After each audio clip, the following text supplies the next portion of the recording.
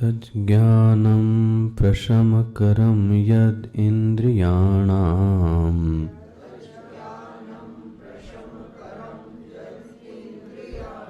तज्ज्ञेयं यद् उपनिषत्सु निश्चितार्थम्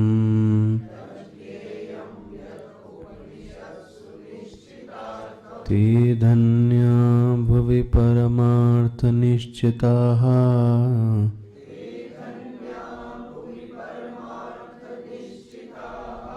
शेषास्तु भ्रमनिलये परिभ्रमन्तः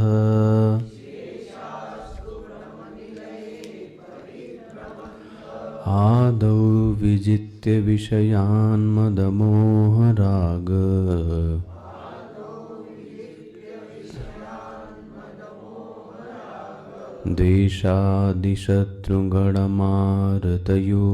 द्वेषादिशत्रुगणमारतयोगराज्याः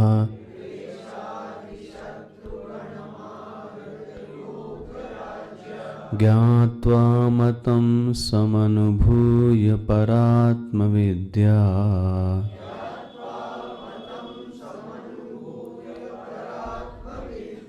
कान्ता सुखं वनग्रहे विचरन्ति धन्याः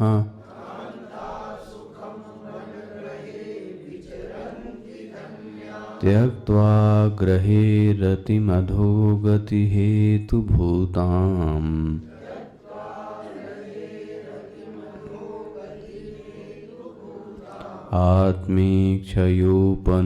आत्मीक्षयोपनिषदवर्थरसं पिबन्तः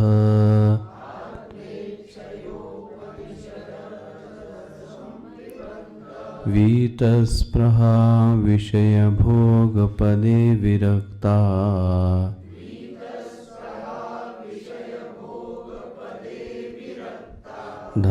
धन्याश्चरन्ति विजनेषु विरक्तसङ्गाः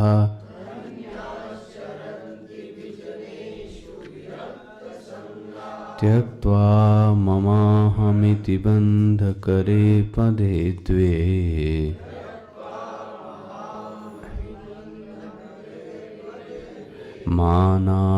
मानावमानसदृशा समदर्शिनश्च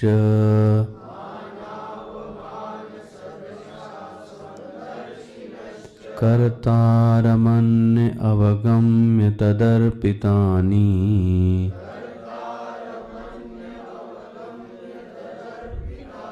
कुर्वन्त कर्म परिपाकफलानि धन्याः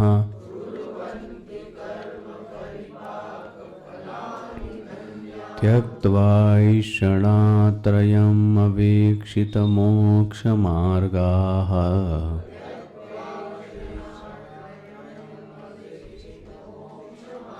भैक्षामृतेन परकल्पितदेहयात्राः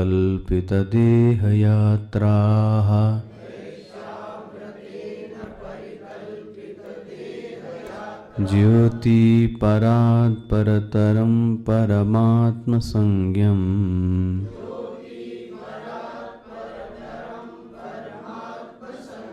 धन्या द्विजारहसि हृदलोकयन्ति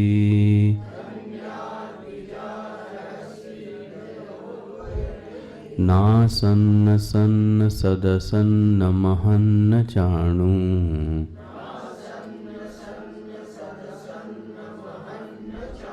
न स्त्री पुमान नपुंसकमेकबीजम्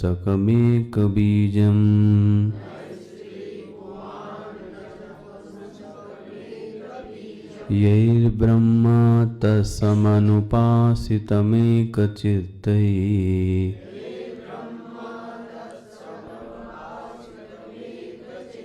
धन्या विरेजुतरे भवपाशबद्धाः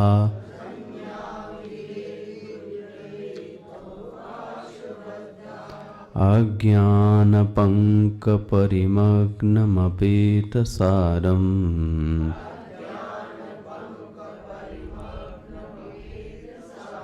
दुःखालयं मरणजन्मजरावसक्तम्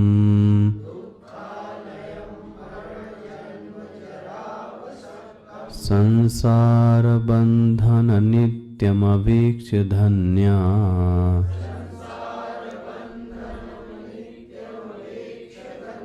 ज्ञानासिना तदवशीर्य विनिश्यन्ति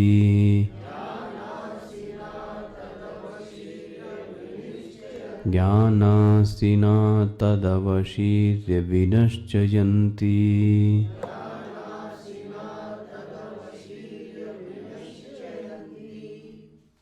आपके पास पुस्तक नहीं है ये?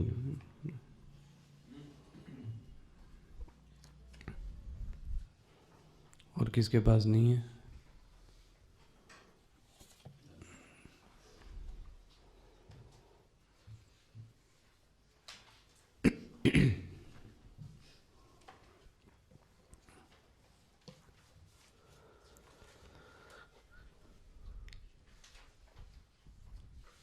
पूरी धन्याष्टकम में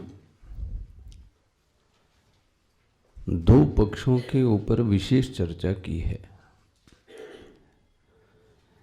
एक तो जो व्यक्ति सिद्ध है, सिद्ध का ज्ञान कैसा है, वहां साधन की बात नहीं की गई। जिस व्यक्ति ने साधना करके अपने आप को सिद्ध कर लिया, उस सिद्ध व्यक्ति में क्या लक्षण हैं, एक तो ये कहा गया। लेकिन कई श्लोकों में, जैसे दूसरा श्लोक था, 5वां श्लोक था, इनमें साधक को किस तरीके से साधना करनी चाहिए, जैसे आदौ विजित्य विषयान मदमोह राग त्यक्त्वा ऐषणा त्रयम अवेक्षित मोक्ष मार्गाः। कई श्लोकों में भगवान भाष्यकार ने साधना करने के तरीके को भी बताया है। तो दो विषय हैं, एक तो सिद्धों का ज्ञान, दूसरा साधक की साधना का ज्ञान, कि साधना कैसे करनी चाहिए। हम और आप इस साधना के क्रम में पहुंच गए थे 6ठे श्लोक पर। बोले वह व्यक्ति धन्य है, धन्याः। कौन व्यक्ति धन्य है? बोले वह धन्य व्यक्ति इस समाज में प्रकाशित है, देखो जी, विराजमान है। इसको क्या बोलते हैं? विरेजु। विरेजु राड धातु से बना, वो चमकते हैं, प्रकाशमान हैं। तो जो ऐसे लोग हैं वो तो धन्य हैं। लेकिन अन्य लोग बोले इतरे भवपाश बद्धाः।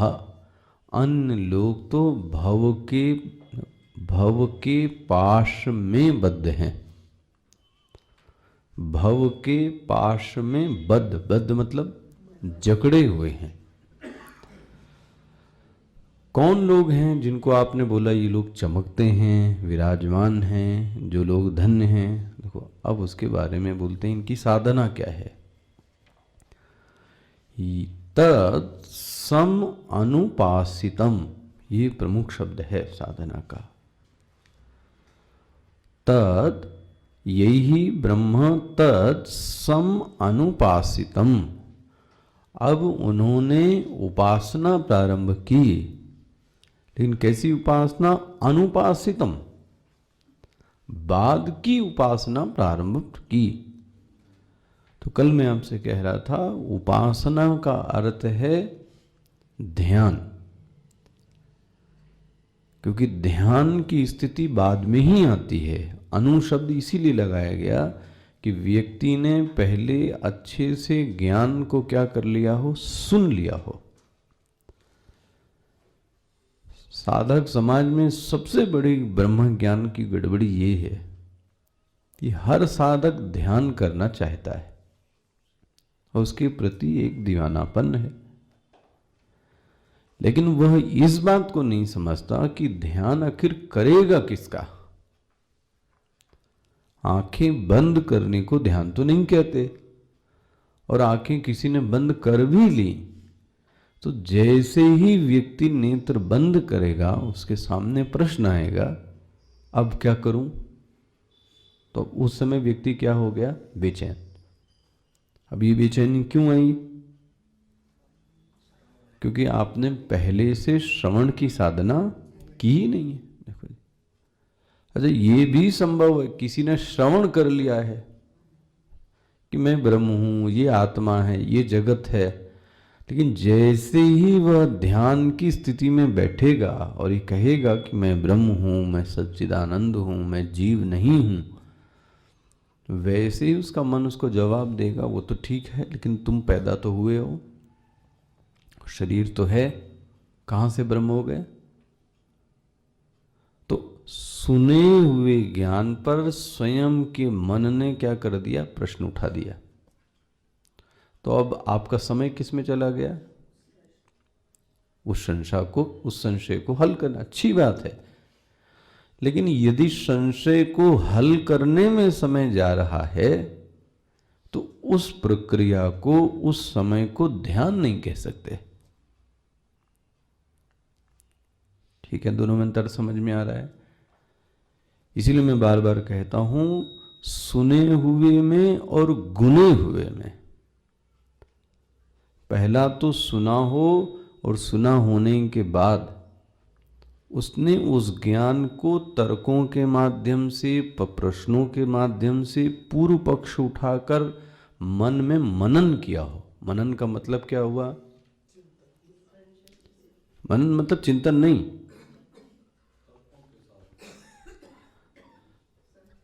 संत लोग इसका ऐसा उदाहरण देते हैं, गाय का पागुर,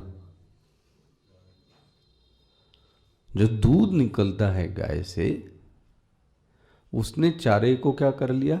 खा लिया। तो चारे को जो खाना है वो कैसा है पता है? श्रवण कराना। लेकिन अब खाए हुए अन्न को उसने क्या किया? चबाया। जितना अच्छे से वो चबाएगी उतना अच्छा ही क्या निकलेगा? दूध। तो खाना नहीं है, अब खाए हुए अन्न को ही क्या करना है? चबाना है। यदि वो नहीं चबा पाई तो आप समझ लेना फिर दूध में अंतर आएगा। ऐसे ही जो ज्ञान उसने सुन लिया, उस सुने हुए ज्ञान में अब प्रश्नों का उठना वाजिब है। देखो जी, ये कभी मत समझना कि जो अच्छा साधक होगा और जैसे ही ध्यान करने चलेगा तो आप देखना, आप अब करके देखना घर में, मैं ब्रह्म हूँ, मैं जीव भाव से मुक्त हूँ। जैसे ही आपने प्रश्न किया, अपने को दिया, वैसे ही मन कहेगा कहाँ ब्रह्म हो? तुम्हारे पास शरीर है, रोग है, पति है, पत्नी है, पड़ोसी है, कहाँ से ब्रह्म? अब मन में क्या है? बात तो सही है, मेरा जन्म तो हुआ है, चोट तो लगी है। इसका मतलब ज्ञान होने के बाद कमी किसकी है? मनन की। तो मनन भी बहुत अच्छा होना चाहिए। अब और कभी सुनिएगा, मनन के लिए साधना क्या है? मनन के लिए एक तो ग्रंथ अलग अलग है, श्रवण के ग्रंथ अलग हैं। जैसे अभी जो वहां ले रहे हैं, या आपने इसके यहां पहले भी पढ़ा, अद्वैत मकरंद, पंचदशी, ये कैसे ग्रंथ हैं? ये मननात्मक ग्रंथ हैं, जो श्रवण तो कर चुके, लेकिन उसको कैसे जिया जाए इस तरीके का जो विचार करते हैं वो कौन हो गए? मनन। मनन में तर्क प्रधान है, उस चीज को तर्कों से भी कैसे पचाया जाए ये भी है इसमें। मनन करने का तीसरा उपाय है, या तो गुरु प्रश्न देवे, या तो स्वयं के जरिए से मन में क्या उठाए जाएं? प्रश्न, और उनके प्रश्नों को क्या किया जाए? स्वयं खोजा जाए, दूसरा नहीं। उस खोजने में भी आपका क्या हो गया? मन। तो ये जो साधक है, तत्समनुपासितम, इस साधक ने ये कार्य पहले से क्या कर लिया है? सब कर लिया। ये शब्द ये कैसे पता लगा? अनु शब्द से सिर्फ इसने ये काम कर लिया। अब तो ये सिर्फ ध्यान कर रहा है, इसलिए कहा गया सजातीय वृत्तियों का प्रवाह ध्यान है। आंख बंद करने को ध्यान नहीं कहते। भले ही आंख खोलकर, भले ही आंख खोलकर ध्यान किया जाए, वो भी ध्यान है। ध्यान का लेना देना आंख बंद करने और उच्चारण से नहीं है। ध्यान का लेना देना मन में बह रही वृत्तियों से है। वो वृत्तियां कैसी हैं? तो यदि एक जैसी वृत्तियां बहना चालू करें तो आप समझ लेना उसको क्या बोलेंगे हम, ध्यान। ये व्यक्ति क्या कर रहा है? अनुपासना। ये व्यक्ति उपासना कर रहा है, ध्यान कर रहा है। कैसे? एक चित्तई है। इसका अभ्यास करना चाहिए साधक को। अब इसके अभ्यास के लिए सहायक साधना क्या है? ध्यान के लिए सहायक साधना क्या है जिससे ध्यान और अच्छे से हो सकता है? जप। जप भी एक ही नाम को क्या करता है व्यक्ति? बार बार लेता है। तो उससे अभ्यास सिद्ध होता है। किस चीज का? ध्यान का। मतलब जप करना तब सार्थक है जब आपकी माला छूट जाए। उल्टा कह रहा हूं, जब माला गिर जाए, माला छूट जाए, तब समझना कि आपका जप सार्थक है। ध्यान रखना, माला छूटते समय, माला गिरते समय जागना है, सोना नहीं। सोते समय भी माला छूटती है, तमोगुण में भी माला गिरती है, तब आप समझना वो अवस्था नहीं।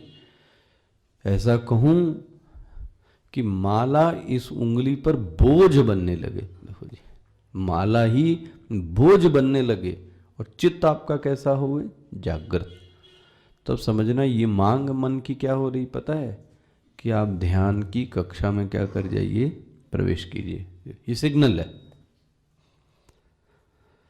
तो जप की साधना व्यक्ति जितना करेगा उतना ही ध्यान में व्यक्ति अच्छे से प्रवेश कर सकता है। तो ये दो पंक्तियां हो गई। धन्या विरेजुतरे भवपाशबद्धाः। यही किसकी उपासना करता है? बोले ब्रह्म की उपासना करता है। ध्यान का जो विषय है, देखो सजातीय वृत्तियों का प्रवाह का विषय तो कुछ भी हो सकता है। धन के बारे में भी तो वृत्ति आ सकती है, स्त्री के बारे में भी तो आ सकती, लेकिन यहां कहा गया यही ब्रह्म तत्समनुपासितम। ब्रह्म के बारे में उसकी सजाती वृत्तियों का क्या है? प्रवाह है। अब उस साधक ने प्रश्न किया, जिसके बारे में वह उपासना कर रहा है वह ब्रह्म कैसा है, उसका स्वरूप कैसा है? अब ये दो पंक्तियां उसके लिए हैं। ना सत, इसका मतलब वह असत नहीं है। सत बोले असत नहीं होगा तो फिर क्या होगा? वो सत होगा। बोले सत भी नहीं। बोले इन दोनों का मिश्रण होगा, असत और सत का मिश्रण, तो क्या बोलते हैं? सदसन। ना तो सद और असत का वो मिश्रण है। अब ये क्या कहना चाहता है? नासन्न सन्न सदसन। इसका तात्पर्य क्या हुआ? ना तो वो असत है, इसका मतलब नॉन एग्जिस्टेंस। लिटरल मीनिंग क्या लेंगे? अभी तो सिर्फ वाच्यार्थ। Non existence. नॉन एग्जिस्टेंस मतलब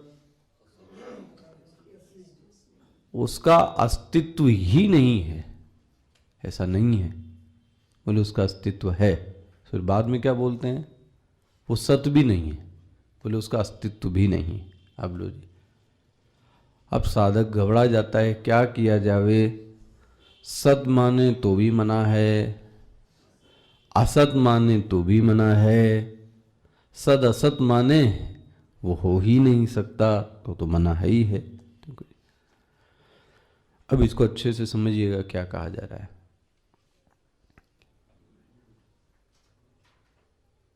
एक तो ये है, आधे से ज्यादा जो जगत है वह इंद्रियों के जरिए से जाना जाता है। सावधानी से ध्यान से समझिएगा क्या कहा जा रहा है। आधे से ज्यादा जो जगत है उसका जो भान है वो कैसे है? इंद्रियों के जरिए से। अब देखो, आंख, नाक, कान, मुंह। लेकिन एक प्रश्न है, सुख का ज्ञान किससे?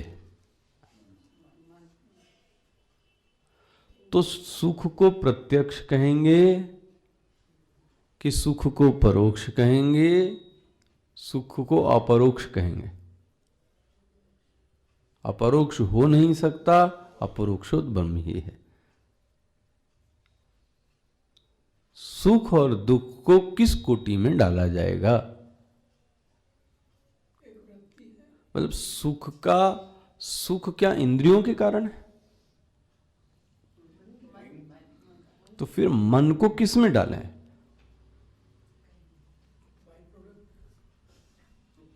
ये तो अच्छा और किसका बाय प्रोडक्ट है?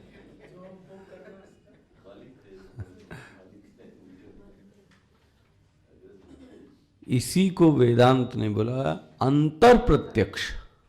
देखो जी, सावधानी से समझना। जैसे मुझे इस घड़ी का ज्ञान हो रहा है, तो घड़ी के ज्ञान को कौन सा ज्ञान कहा गया? प्रत्यक्ष। प्रत्यक्ष क्यों कहा प्रत्यक्ष? नेत्र और विषय दोनों का संयोग है। नेत्र न होवे तो घड़ी का ज्ञान नहीं हो सकता। तो नेत्रेंद्रिय के जरिए से वस्तु का ज्ञान है।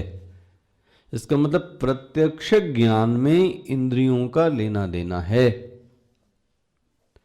लेकिन जो सुख का अनुभव है, सुख के ज्ञान में इंद्रियों का कोई लेना देना तो नहीं है।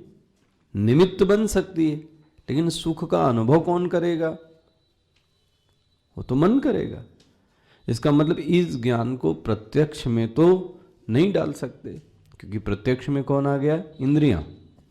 और परोक्ष में कौन आया? परोक्ष में कौन आया? जो इंद्रियों से दिखाई नहीं देता लेकिन अस्तित्व है, जैसे स्वर्ग, और बोला जाए भगवान। किसी ने नहीं देखा, लेकिन लोग मानते हैं कि वो नाम की कोई चीज है। तो वो कौन हो गया? जो भगवान के जो लोक हैं, ये सब क्या हो गए? परोक्ष।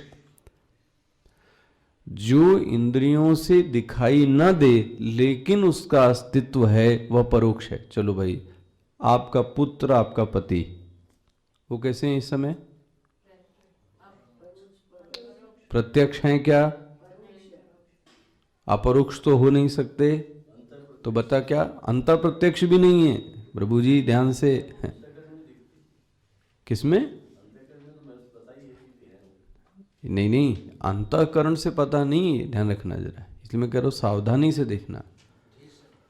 जो दिख नहीं रहे हैं लेकिन अस्तित्व है, वही तो परोक्ष कहलाते हैं। प्रत्यक्ष और परोक्ष में समझना अंतर, और अंतर प्रत्यक्ष तो इससे एकदम ही अलग है। परोक्ष में भी वह वस्तु है, लेकिन उस वस्तु को मैं इंद्रियों से देख नहीं सकता। समझ में आ रही ना ये चीजें? जैसे कि नीचे कोई होवे तो वह व्यक्ति है, लेकिन मैं उस व्यक्ति को देख नहीं सकता। शास्त्रों ने बोला स्वर्ग है, नरक है, तो होगा, लेकिन मैंने उसको अपनी इंद्रियों से देखा, तो ये भी क्या कह रहेगा? पर अक्षः। प्रत्यक्ष और परोक्ष में कॉमन क्या है? अक्ष। अक्ष मतलब, और आंख मतलब इंद्रियां। किसका बजाय? तो 3 लोग हो गए, मुझे याद है। कल 2 लोग थे। कल थे ये डॉक्टर नीतिका रावल, लता राठी और ये मत सोचना मुझे याद नहीं है, 2 ये हो गए। ये डोनेशन बॉक्स रखा है, जाते जाते अपनी दक्षिणा इसमें डाल के जाइएगा। 3 लोग हैं। क्या चाहिए? ये आपके लिए नहीं है। और आप बजा के देखो तो इसमें आएगा फिर। ठीक है, 3 लोग हैं, मेरे को याद है, तीनों अपना अपना डाल दीजिएगा। फिर से देखिए क्या कहा जा रहा है।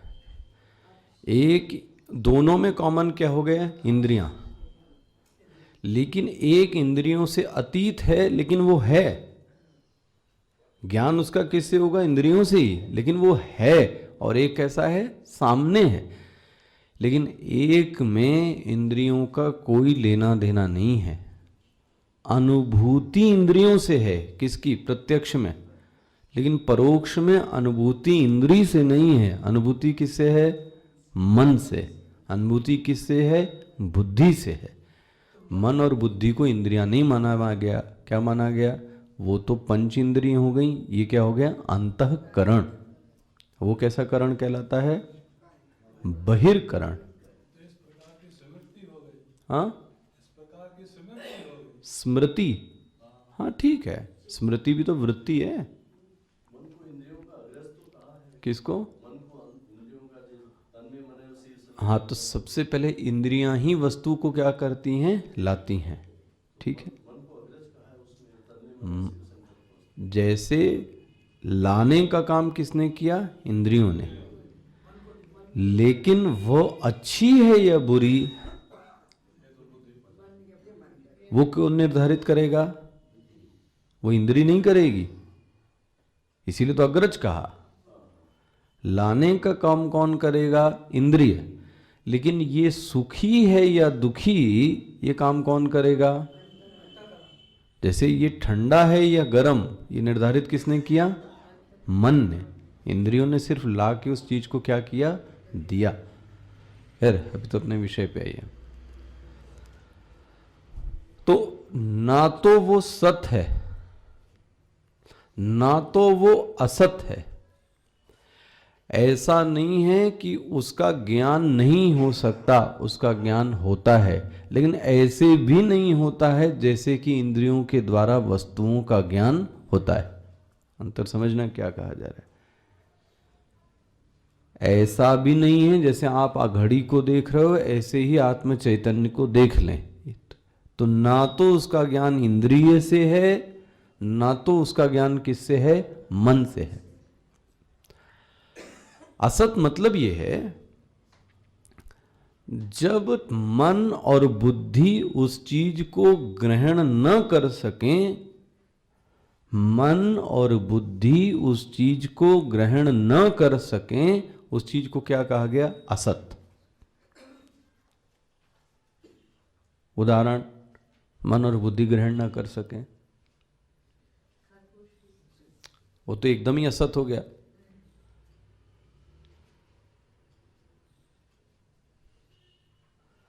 मन और बुद्धि जिसको ग्रहण नहीं कर सकते, अभी तक आपने किसकी बात की? मन और बुद्धि सबको क्या कर रहे हैं? ग्रहण। तो ये सब कैसे हो गए? सत। ये सब कैसा हो गया? सत। अब मैं बात कर रहा हूं असत। असत मतलब अव्यक्त।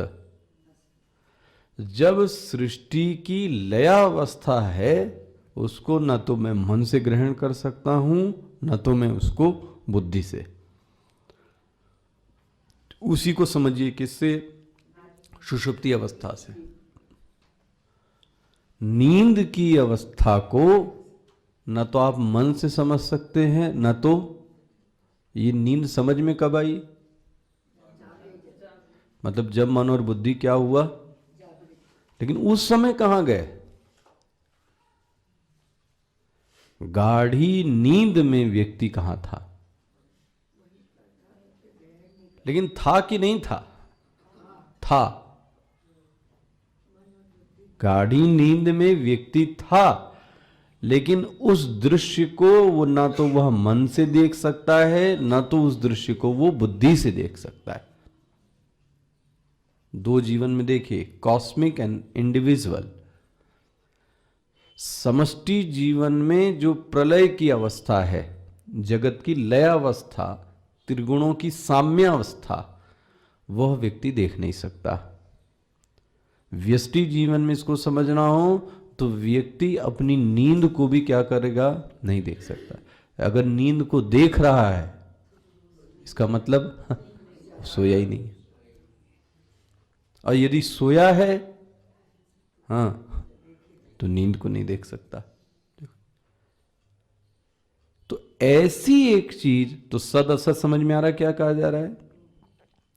सद मतलब हो गया व्यक्त, सत मतलब क्या हो गया? मैनिफेस्ट, जो चीज व्यक्त है। तो बोले वो सत भी नहीं है, मतलब वो व्यक्त भी, तो बोले व्यक्त नहीं है तो फिर कैसा है? बोले अव्यक्त है, बोले वो अव्यक्त भी नहीं है। बोले दोनों का मिश्रण है, दोनों का मिश्रण है, बोले वो भी नहीं है। इसी को बोलते निषेधात्मक शैली, नेति नेति परंपरा वेदांत की, ये यही है। ना सन्न, समझ में आ गया ये चीज? दो चीजें हो गई, सत और असत। सत मतलब जिनको मन बुद्धि इंद्रियों से देखा जा सके, वो सब कैसी हो गई? सत। जिनको मन इंद्रियों और बुद्धियों से देखा न जा सके, वो क्या हो गई? असत। का उदाहरण क्या हो गया? सृष्टि का प्रलय, व्यक्ति की नींद।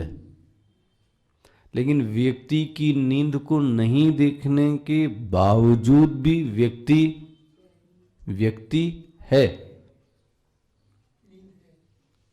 हो गया? तो पहली पंक्ति खुली, ना सन्न सन्न सदसन्न। अब ये दो एक साथ तो रह ही नहीं सकती। कौन सी? सत और असत। महन, बोले वो तत्व व्यापक है।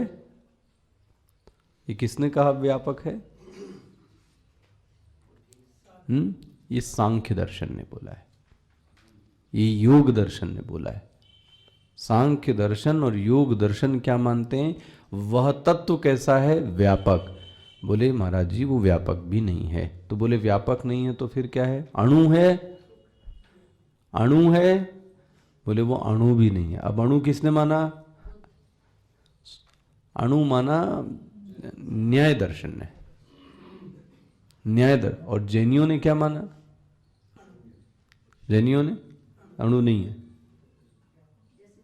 ना तो अणु ना तो व्यापक। देखो, ना उन्होंने अणु माना ना तो उन्होंने, बोले मध्यम है। किसका दर्शन है ये? वो क्या कहते हैं? जैसे हाथी कितना बड़ा है तो उसमें भी क्या है? चेतना है। और व्यक्ति है उसके अंदर भी क्या है? जैसा शरीर होता है वैसी ही क्या हो जाती है? चेतना। लो जी, हो गया। चींटी है उसके अंदर भी चेतना है। तो चींटी के आकार में कौन हो गई? चेतना। हाथी के आकार में कौन हो गई? चेतना। तो वो कैसी है? ढल जाती है। जैसा व्यक्ति का शरीर है उसी अनुसार वो भी क्या हो गई? ढल गई। इसको क्या बोलेंगे? मध्यम। लेकिन किसी ने क्या माना? अणु परमाणु के बराबर है। ये कौन मानता है? न्याय दर्शन। देखो, वो अग्नि के, वायु के, जल के परमाणुओं पर दृष्टि रखते हैं। पढ़ना आप कभी। हो गया। शंकराचार्य जी कहते हैं न तो वो अणु है न तो व्यापक है। तो बोले है क्या फिर? वो अणु भी है, व्यापक भी है, और अणु नहीं भी है और व्यापक नहीं भी है। अरोणनीयान महतो महीयान, ये ईशावास्य उपनिषद में आया, कठोपनिषद में भी आया। हो गया। ना सन्न, एक एक शब्द देखिए थे ये। ना सन्न सन्न सदसन्न न महन न चाणु। बोले वो स्त्री है क्या तत्व? अब देखो, समाज में और व्याकरण में हर चीज इसी में ही होगी। या तो वो पुल्लिंग है या तो वो स्त्रीलिंग। और इंग्लिश में तो वो भी नहीं है। इंग्लिश में तो तीसरा लिंग ही नहीं है, लेकिन कम से कम हिंदी व्याकरण में एक तीसरा भी लिंग है। वो कौन सा है? नपुंसक लिंग। लेकिन वह आत्म चैतन्य ना तो पुल्लिंग है, ना तो स्त्रीलिंग है, ना तो नपुंसक लिंग है। दोनों पंक्तियां पूरी हो गई। इसका मतलब वह इन सब के चक्कर में पड़ने वाला वो किसी लिंग से नहीं जाना जाता, किसी मन और बुद्धि से वो जाना। बोले फिर कैसे जानूं, ये बता दीजिए। फिर कैसे जानूं? बोले कैसे जानूं? उसका उत्तर क्या है? एक बीजम। एक बीजम का तात्पर्य क्या हुआ? एक बीजम मतलब, अच्छा देखना, यही श्लोक अभी आप 13वां अध्याय पढ़ रहे थे, यही श्लोक 13वें अध्याय में है। कहाँ आया? 13वां अध्याय, यही सेम श्लोक आया। 12वां श्लोक मिल गया। 12वां श्लोक क्या श्लोक है? देखिए, ज्ञेयम यत्तत् प्रवक्ष। ये वैसे 13वें अध्याय में हमने कहाँ तक पढ़ा है? हाँ, श्लोक सिर्फ 2 ही 3 हुए। 12वां श्लोक देखिए, ज्ञेयम यत्तत् प्रवक्ष्यामि यज ज्ञात्वा अमृतम अश्नुषे अनादिमत परम ब्रह्म न सत। मिल रहा है? न सत न असत हो रहा है, न सत न असद इति उच्यते। ना तो वह सत है, ना तो वह असत है। देखो ये यही है, ना सन्न असन्न। इसलिए एक ही चीज को बार बार बताया गया। अगर एक बार समझ में आ गई तो ये चीज तो दिमाग में घुस जानी चाहिए। इसका मतलब सिर्फ एक है, वह तत्व मन बुद्धि इंद्रियों से भी क्या है? परे है। उसको बुद्धि से नहीं जान सकते, बुद्धि से जानते जगत को हैं, बुद्धि से तत्व को कभी भी नहीं जान सकते। जहां बुद्धि लगी वहां समझ लेना वो जगत है। क्या कहा गया ये? जहां बुद्धि लगी समझ लेना वो जगत का तत्व है। वो जिस पर ब्रह्म की बात की जा रही वो नहीं है। उल्टा बुद्धि को वो प्रकाशित करता है। कौन? वह तत्व। सूर्य उसको प्रकाशित नहीं करता। न तत्र सूर्यो भाति न चंद्र न तारकम न अग्नि तम एव भांति अनुभूति। उसके कारण ये सब बाद में क्या करते हैं? चमकते हैं। बुद्धि उसके कारण है, ना कि वो बुद्धि के कारण है। हो गया। कैसे पहचाने? बोले बहुत ही सुंदर है। यदि कार्य है तो उसका कोई ना कोई कारण, बीज को पकड़ने की कोशिश करो। बीज मतलब कॉज। बहुत ही सुंदर है। एक ही शब्द में इतनी जबरदस्त दर्शन शास्त्र रखा है। और यदि तुमको कारण अनेक मिले तब समझ लेना कि तुम अभी ठीक से अन्वेषण नहीं कर पा रहे हो। बोले फिर? बोले एक मिले। एक ही कारण जब मिले तब समझना कि तुम उस तत्व तक पहुंच गए। कौन सी थ्योरी से पहुंचना है? कार्य को देखकर कारण का अनुमान। सावधानी से समझ लीजिए इसको क्या कहा जा रहा है। कार्य को देखकर कारण का अनुमान करना। कार्य को देखें और पता लगे कि इसका क्या है? ये कारण है। इसका अंत में वह सबका कारण होगा, लेकिन उसका कोई कारण नहीं होगा। इसको क्या बोला गया? एक बीजम। ठीक है, ये उसी यहीं तक बुद्धि लगेगी आखिरी तक, लेकिन उसके बाद बुद्धि भी आपका साथ क्या कर देगी, जहां छोड़े उसके बाद वो कौन खड़ा है पता है, तत्व। तत्व तक पहुंचाने का कार्य कौन करेगी, लेकिन तत्व को पकड़ने का कार्य बुद्धि नहीं करेगी। नाव कहां चलेगी, लेकिन जाना कहां है, तो उस पार कैसे पहुंचे, लेकिन नाव को एक सीमा के बाद क्या करना पड़ेगा, यही तत्व है। वहां तक ले जाने के बाद आपको नाव छोड़नी पड़ेगी, ये बुद्धि वहीं पर क्या करनी पड़ेगी, छोड़ देनी पड़ेगी, क्योंकि बुद्धि चलेगी नहीं वहां। फिर जो तत्व मिल जाए तब समझ लेना ये वही तत्व है जिसकी बात की जा रही थी। अब इसमें भी देखो बहुत सारे पूर्व पक्ष है। बोले यदि कारण का अनुसंधान करेंगे तो कारण भी तो परिवर्तनशील है। अब लो जी, बोले बीज से वृक्ष बन गया तो बीज तो कारण था, तो कारण भी कैसा हो गया, फिर कैसे पता लगेगा, क्योंकि कारण भी बदल गया। तो बोले निधानम बीजम अव्ययम, 9वां अध्याय, इसीलिए भगवान ने यही शब्द रखा है। अब देख लीजिए अगर आपको मिल जाए, निधानम बीजम अव्ययम, जानबूझ के ये शब्द लिखा गया है।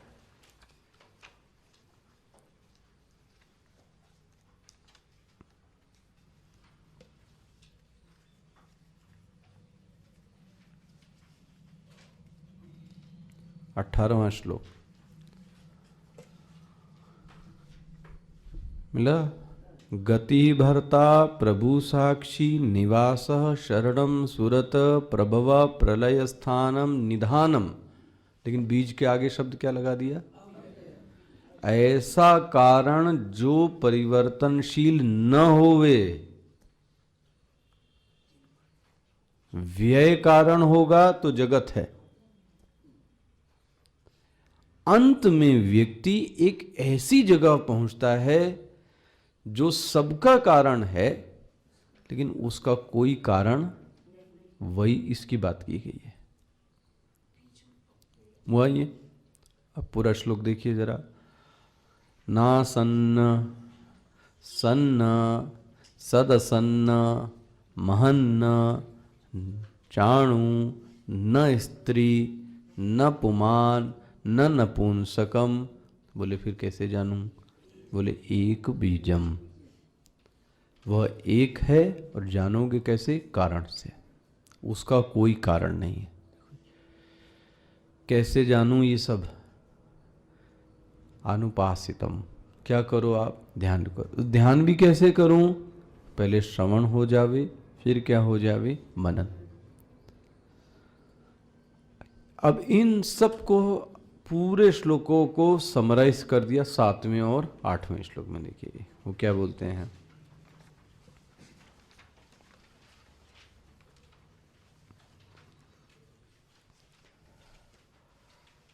अज्ञान पंकम मिल रहा है आपको श्लोक, खोज लीजिए।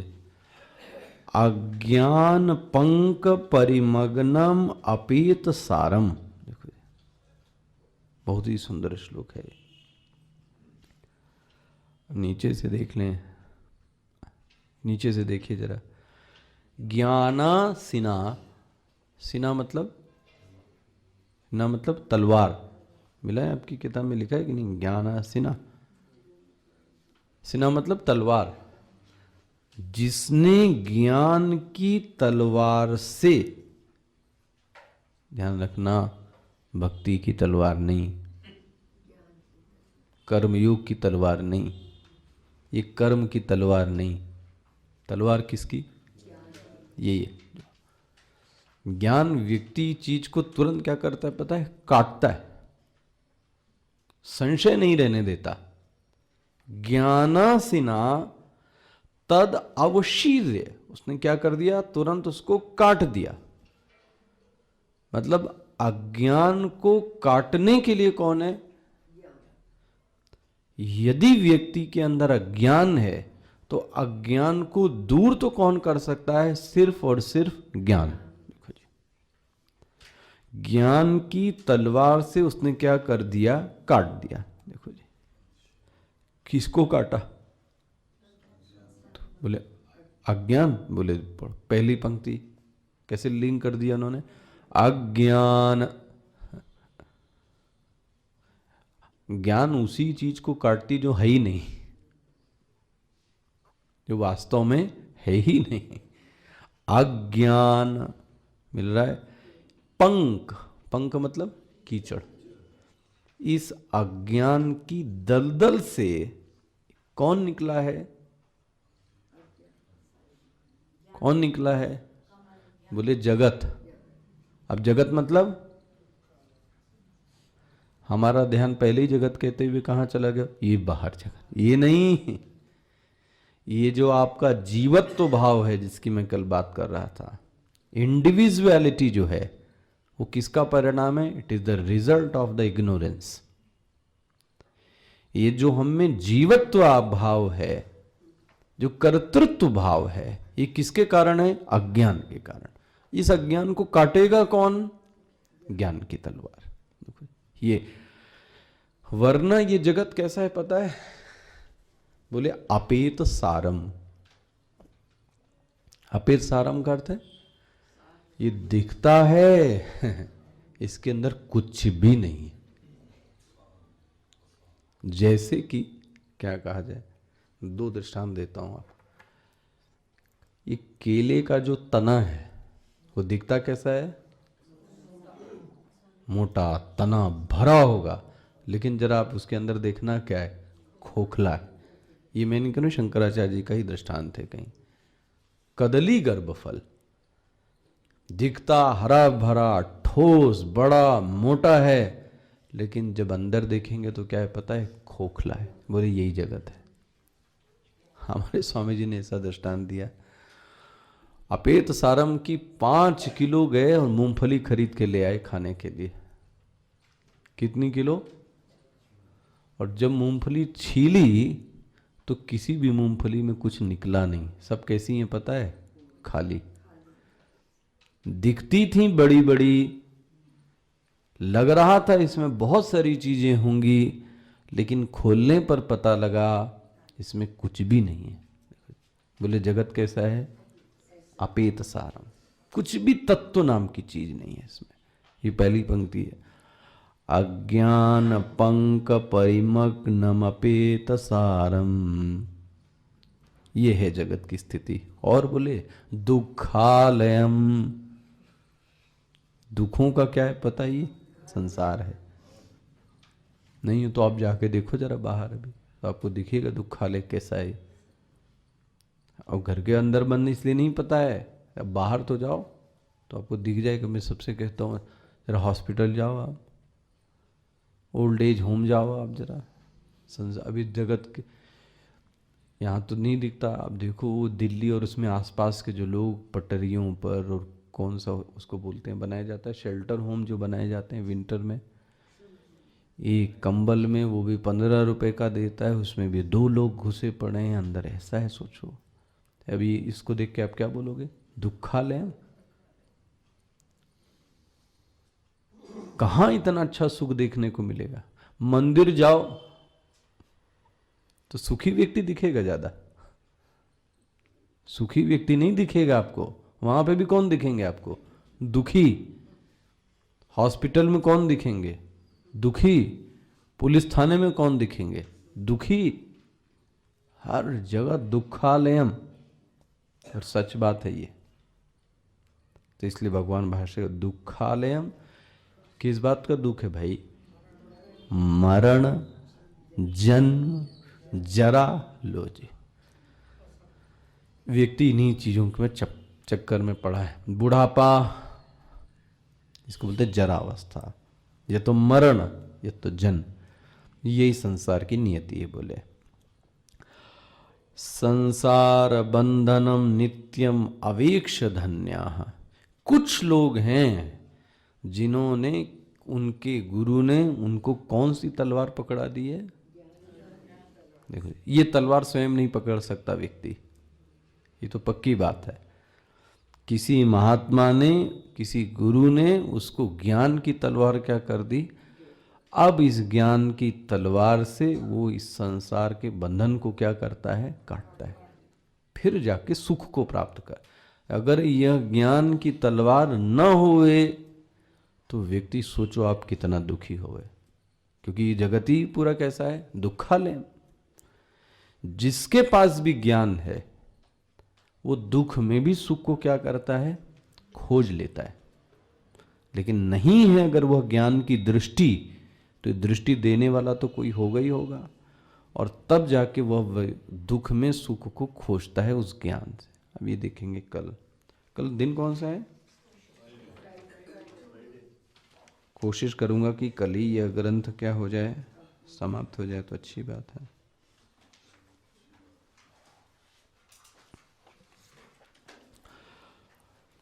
ओम पूर्णमदः पूर्णमिदं पूर्णात् पूर्णमुदच्यते पूर्णस्य पूर्णमादाय पूर्णमेवावशिष्यते। ओम शांति शांति शांति। हरि ओम श्री गुरुभ्यो नमः। हरि। आपको पकड़ में आया ना, अभी तुरंत स्विच हुआ ये।